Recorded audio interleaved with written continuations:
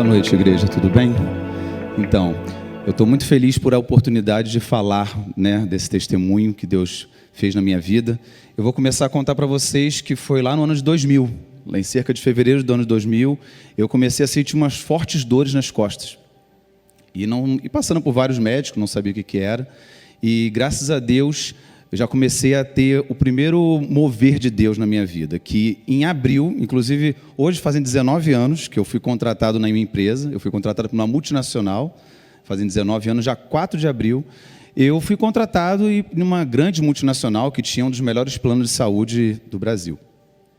E passei por um período de experiência, mas ainda com muitas dores, até que chegou um momento que eu estava insuportável as dores, Então, eu resolvi começar com a medicação, aquela coisa de ir para médico, procurar vários médicos. Só que, assim, eu passei por muitos médicos e esses médicos não conseguiam formar um diagnóstico. E, com isso, chegou um ponto que, em agosto, mais ou menos, eu não aguentando mais de tanto remédio, e eu já estava numa fase já de injetáveis, Eu me internei, fiquei cerca de 20 dias internado. Na internação, eu lembro que a minha mãe teve que assinar um protocolo, porque eu internei com queimaduras de primeiro grau nas minhas costas e com meus braços completamente roxos, porque era a forma que eu tinha de Voltaren, injeções de Voltaren, e a dor da queimadura, por mais que possa parecer uma coisa meio surreal, ela era melhor, ela me aliviava do que a dor que eu sentia. E fiquei 20 dias internado, e durante esses 20 dias as dores continuavam, e os médicos fazendo vários exames, e eu não conseguia um diagnóstico completo.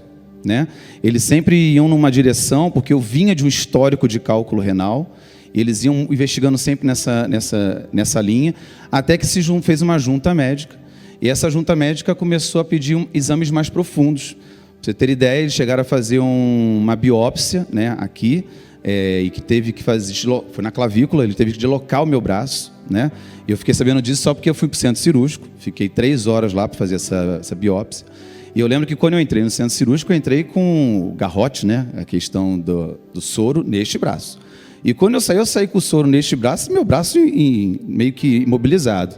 E o médico falou, estava muito profundo a glândula para a gente poder fazer a biópsia, então a gente optou por realmente deslocar o seu braço para poder encontrar lá a glândulazinha e poder fazer a ínguazinha, e poder fazer a biópsia.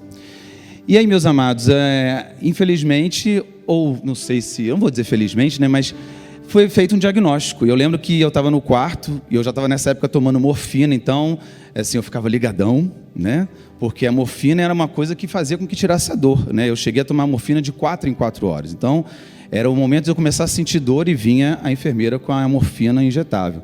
Mas eu lembro que entrou uma junta médica, Eles primeiro chamaram a minha mãe, lá de fora, provavelmente para contá-la do que é. Depois eles entraram e fizeram todo o diagnóstico técnico, dizendo que eu tinha, e foi diagnosticado câncer, O nome do câncer era câncer embrionário metastático germinativo, e lá se vai fumaça.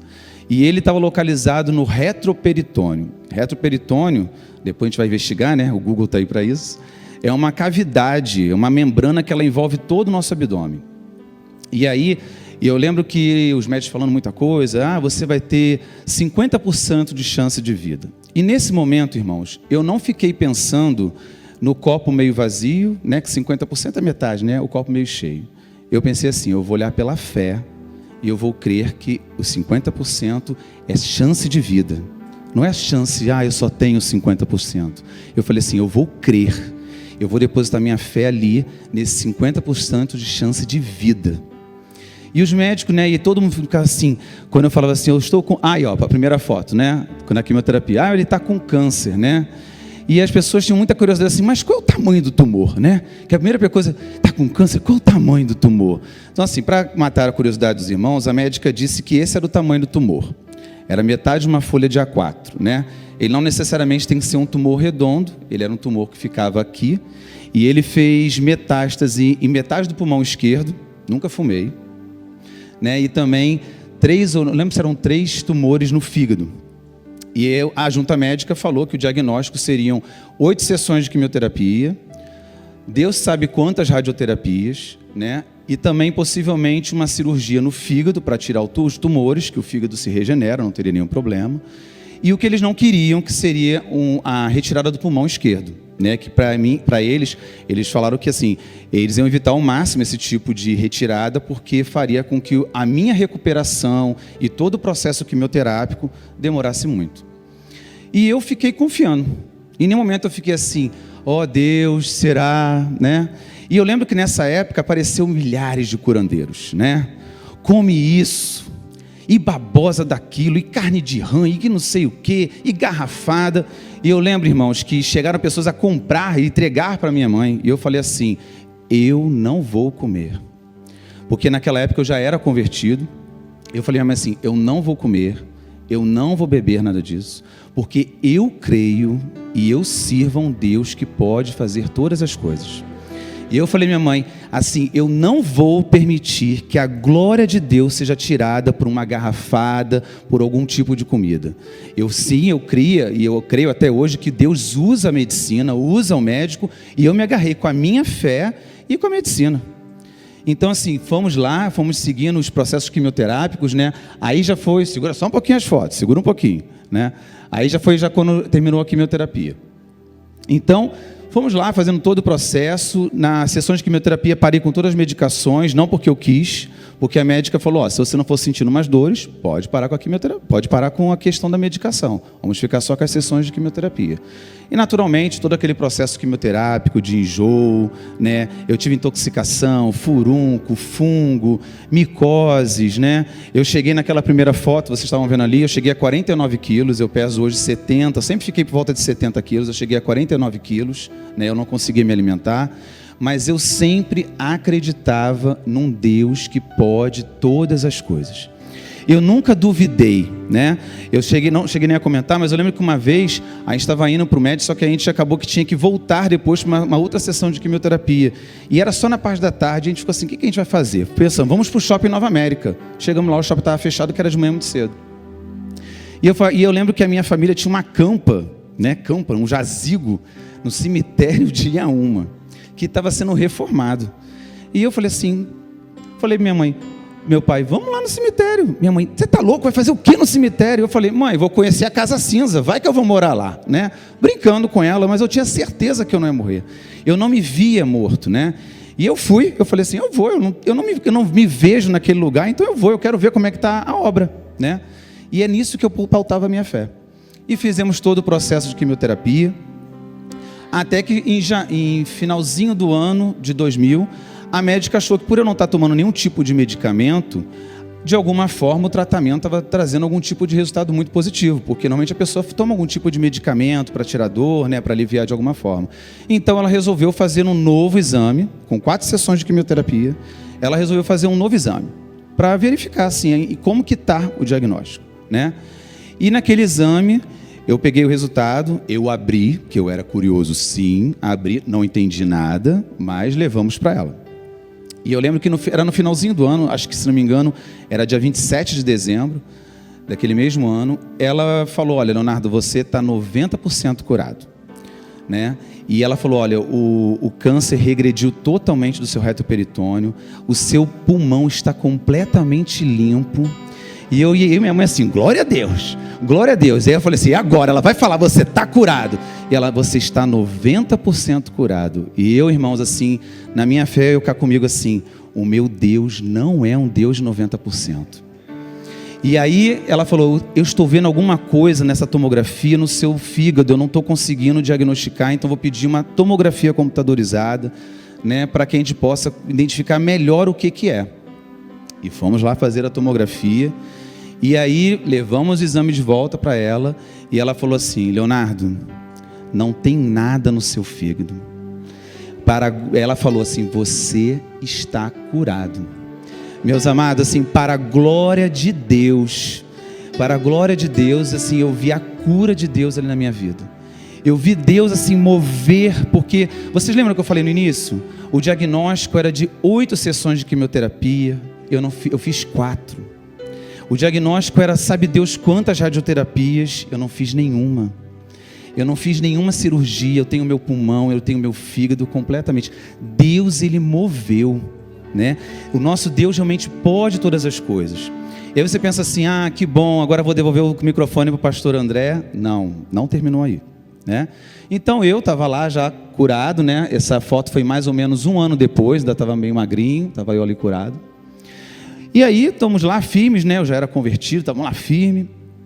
E eu conheci uma pessoa amada na igreja, que é minha esposa Samanta. Dá um tchauzinho, Samanta. Né? Conheci a Samanta. E nesse momento começamos a namorar, e aí eu continuava naquele tratamento, né? Quem faz um tratamento, quem passa por uma quimioterapia, por uma cura de um câncer, tem que fazer o tratamento periódico, né? Durante todo algum período de meses, anos. Eu fiquei durante 10 anos fazendo exames periódicos de acompanhamento, até que eu tive a minha alta definitiva, né? Que eu tive alta subvigilância quando ela disse que eu estava com cura. E quando eu fui numa dessas vezes, falei assim, pô, doutora, tô noivo, vou casar. E ela despertou e falou assim, deixa eu pedir alguns exames aqui específicos para você, né? Exames tipo pré-nupciais, né? Para ver como é que você está, se você é compatível. Depois peça a sua esposa também para fazer, com a ginecologista dela. E eu inocentemente fui, fiz todos os exames e voltei para ela. Ela falou assim, então, Leonardo, deixa eu contar um negócio para você. O seu caso era muito grave, né? Nós naquela mesma semana já tínhamos perdido um paciente, então nós corremos muito com a quimioterapia com você, com toda a liberação, e infelizmente a gente não teve tempo de fazer nenhum tipo de reserva de espermatozoides, assim, porque você está estéril. A quimioterapia deixou você estéril. E meus amados, assim, naquele dia, quando ela falou você está estéril, eu lembro que ela continuou falando, mas eu fiquei no estéril, eu fiquei ali, né? Aí parece que a sua fé vai toda para baixo. Eu fiquei só naquela palavra. E eu lembro que eu saí dali, eu tinha que trabalhar, eu falei, eu não vou. Eu fui pelo caminho chorando, eu falei assim, eu tenho que ligar para a Samanta, o que eu vou falar para ela? Porque a gente tinha marcado o noivado, né? E eu lembro que eu liguei para a Samanta, chegando mais ou menos em casa, falei assim, Samanta, pode desmarcar esse noivado aí, que não vai ter noivado não. Mas por quê? Eu falei, porque eu acabei de voltar da médica e ela disse que eu sou estéril, então assim, eu não posso te dar filhos. E eu quero, então, assim, eu não quero que você passe por isso, né? Eu acho que você está querendo casar para formar uma família, então, assim, vamos desmanchar, você está livre, né? Eu te amo assim, você está livre. E assim, e aí a Samanta, ela ganhou mais ainda o meu coração quando ela falou assim, Leonardo, eu não vou casar com você pelo que você vai me dar, eu vou casar com você pelo que você é. Então nós vamos continuar sim esse casamento. Então assim, e aí eu agarrei a minha benção, né? Agarrei minha benção e nos casamos em 2006 e nunca tentamos nenhum método contraceptivo, né? Porque era estéril, então nunca tentamos nenhum método contraceptivo. Em 2008 resolvemos procurar um médico para fazer algum tipo de tratamento, né? Alguma coisa, e procuramos e fizemos uma inseminação artificial, né? E a nossa grande questionamento assim, será que o Leonardo vai ter espermatozoide, né?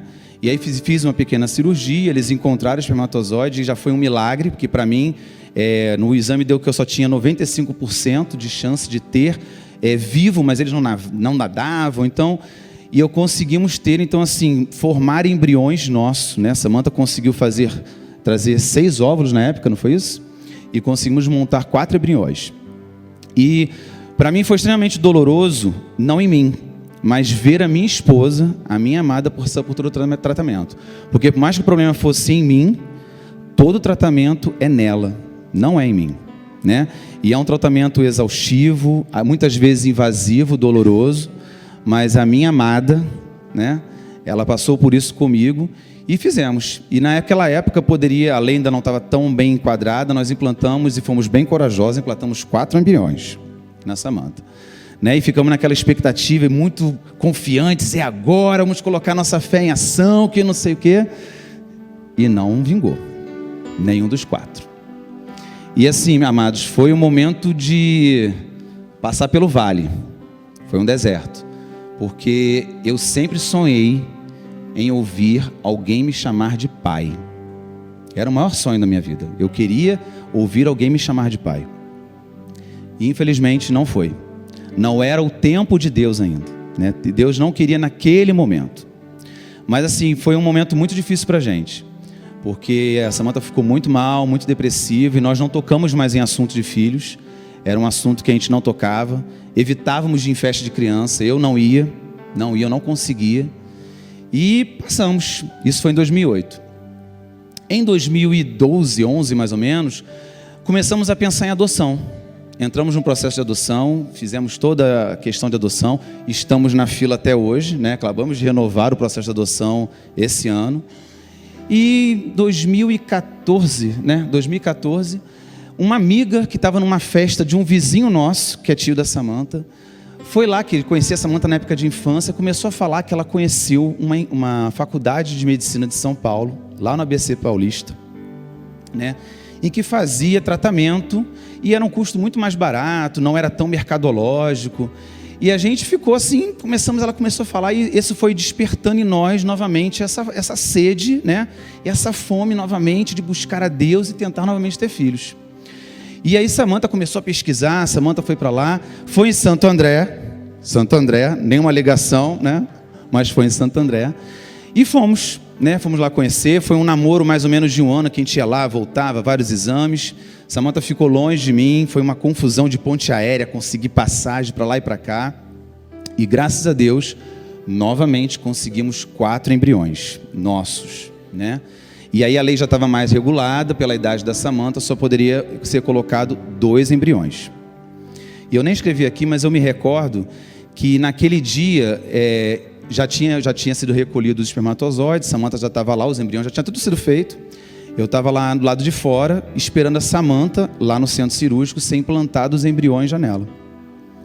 E eu me recordo que, assim, aquele movimento de hospital, de faculdade, né, de medicina, eu me recordo um grande barulho. Eu falei assim, eu vou pegar meu celular, eu vou botar um louvor, eu vou fechar meus olhos aqui, eu não vou ver ninguém.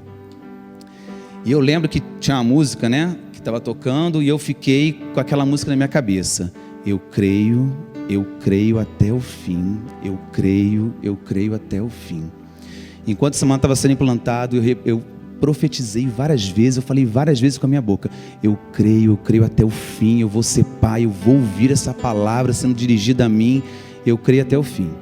E saiu Samantha de lá, voltamos para o Rio de Janeiro, né? Ficamos naquela ansiedade de esperar os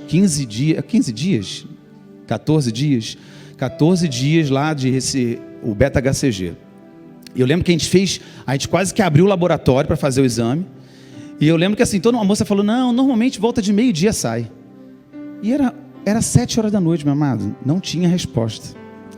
E aí eu peguei a Samantha no trabalho dela, ela trabalhava no centro, e fomos no engarrafamento da Presidente Vargas, e Samantha, vai lá, Samantha, acessa de novo. Nada. Samantha, acessa de novo. Nada. Chegamos em casa, já era quase 9 horas da noite, até que Samantha estava fazendo as coisas, eu falei assim, eu vou pegar o celular aqui, deixa eu ver. E para a glória de Deus, a Samantha estava grávida. Olha, amados, pode aplaudir o Senhor, porque Ele é merecedor de toda a honra, toda a glória, todo louvor. E aí, pode botar a foto lá dos meus meninos. Não bota não. E aí, Samantha engravidou, né? E aí fomos para a ultrassonografia, né? E eu já era o cara mais feliz da face da terra, né? E aquela coisa, tá grávida, estamos lá na gravidez, né? E aí vamos lá para poder fazer a ultrassonografia, para ver como é que estava o saco gestacional.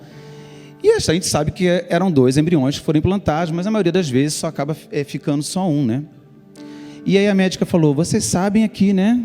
Como é que é? Eu falei, sei, a pastora vai dizer aí. E amado, Deus, quando Ele quer abençoar, Ele abençoa, Ele traz dupla honra. Pode botar a foto, porque a Samantha engravidou de gêmeos. Tá lá o Arthur e o Guilherme, né? Lá, e a gente, olha, eu vibrei tanto. Acho que a moça falou assim, acho que nunca tem uma pessoa que vibrou tanto quando a pessoa falou assim, é gêmeos, que a pessoa fica assim, gêmeos, né? Eu falei, opa, ô glória! E tá lá o Arthur e Guilherme, glória a Deus. Eu acho que assim, foi um dos dias mais felizes da minha vida, foi o dia do nascimento do Arthur e Guilherme. Bota outra foto, por favor, que é a foto mais recente, né? Aí tá o Tutu e o Guigui. E aí, meus amados, assim, o que eu tenho para falar para vocês? Não desista. Creia até o fim. Eu lembro que assim, desde 2006, quando eu casei, eu fazia como a viúva, né, que algumas Bíblias até colocam a viúva importuna. Eu fazia como a viúva, todas as orações eu falava, Senhor, eu vou aqui pedir novamente, eu quero ser pai, Eu sei que Deus não é surdo, eu sei que Deus ouve, eu sei que Deus já ouviu Deus a primeira vez, mas todo dia eu trazia minhas orações. Não houve um dia, desde 2006, em que eu não clamasse pelo meu milagre. E mais do que isso, meus irmãos, não houve um dia que eu falava para Samantha em que eu não trouxesse à memória aquilo que me dava esperança. E eu tinha esperança. E hoje eu posso dizer para você que eu sou realizado porque eu ouço esses dois meninos me chamar de papai. E isso tudo para a glória de Deus.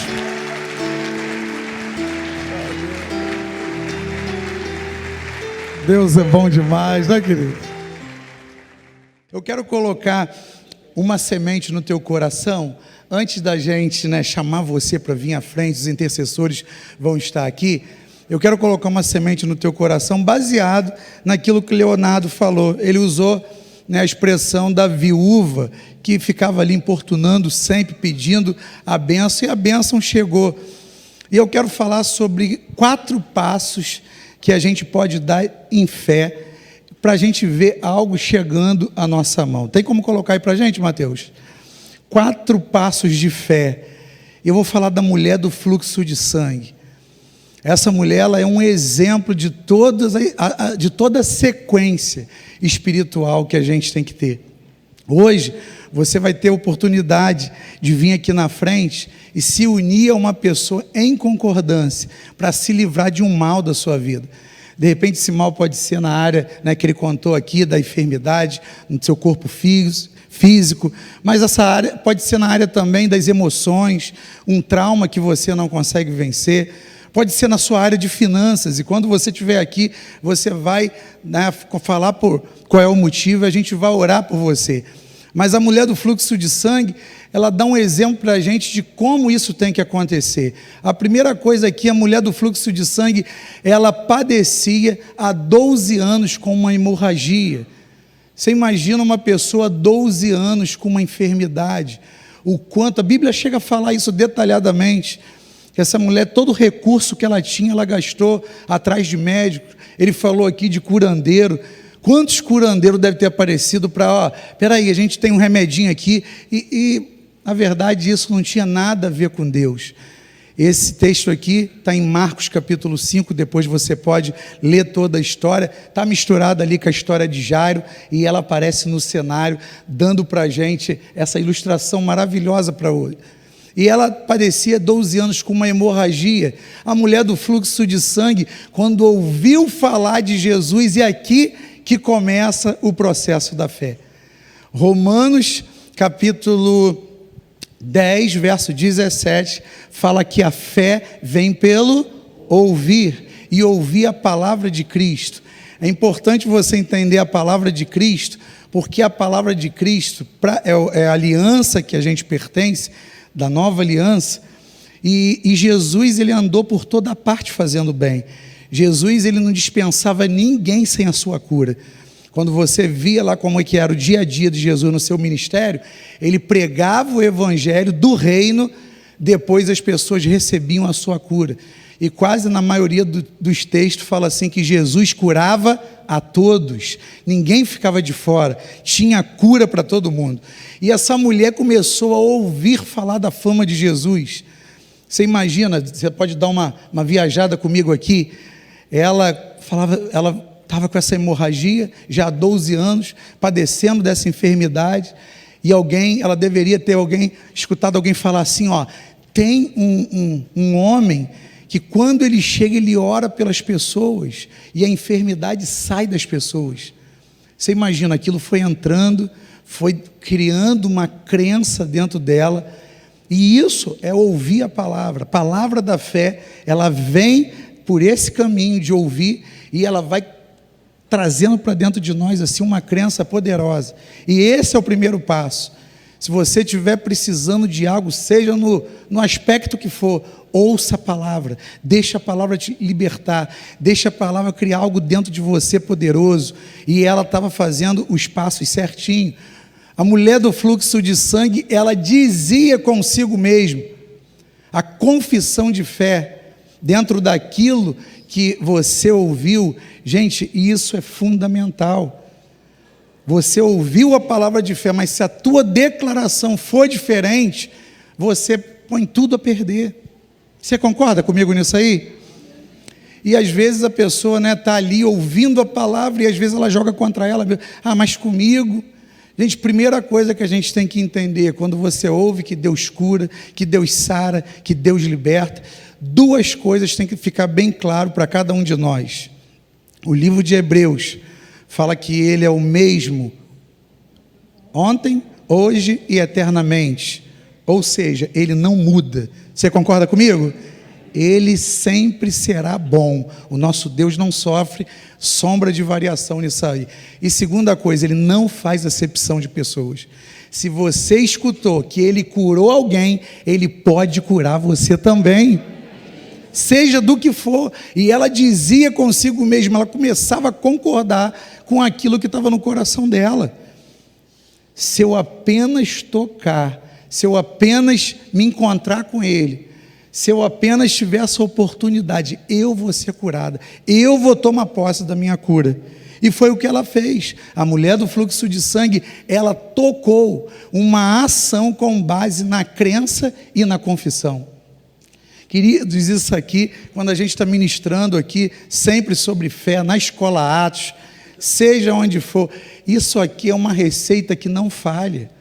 Você escuta, aquilo produz uma crença dentro de você.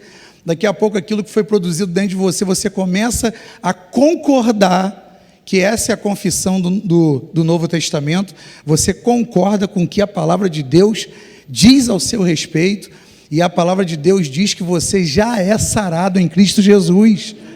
Você não vai ser sarado, você já é sarado em Cristo Jesus. Ele levou sobre si todas as nossas enfermidades. Ele é o Deus que te sara. Você recebe isso aí essa noite? E ela agora, ela tem uma ação com base na crença e na confissão dela. Ela vai lá, você imagina, naquela cultura ali, a mulher que sofria de hemorragia, quando ela estava menstruada, ela tinha que ficar afastada do povo, ela não podia estar no meio do povo. Só que aquilo dela não era uma menstruação que ia embora logo depois, aquilo era uma doença de uma hemorragia que estava acompanhando ela há 12 anos. Há 12 anos que ninguém tocava nessa mulher, há 12 anos que ela não tocava em ninguém. Então, dentro da mente dela, ela teve que vencer várias coisas para chegar e tocar ali em Jesus. Você entende que quando você sair do seu lugar daqui a pouco, esse passo de sair do seu lugar para tocar aqui numa pessoa, a gente vai fazer isso profeticamente. Isso é um passo de fé que você está dando. Conforme você escuta a minha voz falando, e eu estou falando da palavra de Deus, isso está gerando uma fé, junto com esse testemunho que você acabou de escutar aqui. Isso está gerando dentro de você. E você escutando eu falar aqui, hoje é o dia da minha bênção, hoje é o dia da minha vitória, hoje eu vou ficar livre desse mal. E você já pode ir confessando isso aqui. E quando a gente chamar você, você já vem nesse propósito igual dela. Eu vou sair daqui com a minha vitória em nome de Jesus. Olha só, ela ouviu, ela confessou, ela tocou. E por último, a mulher do fluxo de sangue, ela sentiu no seu corpo. Você sabia que muita gente, não são poucas, dentro da igreja, elas estão querendo inverter essa ordem e sentir primeiro. Aí, eu não senti nada, por isso que a minha fé está fraca. Queridos, a gente não pode inverter a ordem. Por isso que eu falei dos passos da fé. Sentir aqui foi o quarto passo. Ela sentiu que no corpo dela a cura aconteceu. E você conhece a história. Jesus finalizou isso aqui dizendo: a tua fé te salvou. Fluiu dele virtude, e ele estava, você vai ler o texto lá, se depois você quiser examinar um pouquinho mais detalhado, ele pergunta quem foi que me tocou, e tinha uma multidão apertando Jesus ali, e quando ele faz essa pergunta, os discípulos até, você pergunta, mestre, quem foi que te tocou, a multidão te aperta aqui, todo mundo encosta em você, e você pergunta para a gente, tipo assim, está brincando com a gente? Ele falou, não, alguém me tocou diferente, alguém me tocou com fé, porque de mim saiu virtude. E ele não ficou com pouca fé, aquilo não drenou ele, não, porque Deus, ele é inesgotável, ele é especialista em nos abençoar. Amém, igreja? Vai e fica livre desse mal. Querido, é isso que Deus quer falar hoje para cada um de nós aqui. E eu botei esse versículo aqui, de Mateus 18, 19. Também lhes digo que se 2 de vocês, é o que vocês vão fazer quando sair daqui e vir aqui receber uma oração específica nessa área aí, que você entende que é um mal na sua vida.